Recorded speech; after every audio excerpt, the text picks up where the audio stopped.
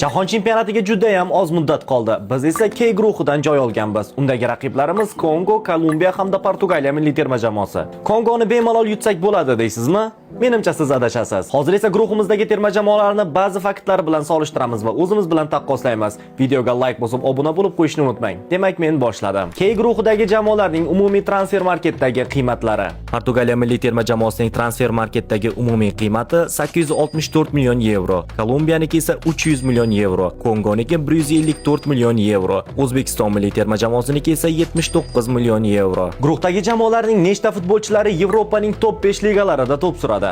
Portugaliya milliy terma jamoasida Yevropaning top 5 ligalarida o'ynaydigan futbolchilar soni 17 tani tashkil etadi. Kolumbiyada esa 8 ta, Kongoda esa 10 ta futbolchi va O'zbekiston milliy terma jamoasida bitta futbolchi, ya'ni Abduqodir Husanov. Jamoalarning guruh bosqichida to'playdigan yakuniy ochkolari ChatGPT talqini bo'yicha. ChatGPT taxminlariga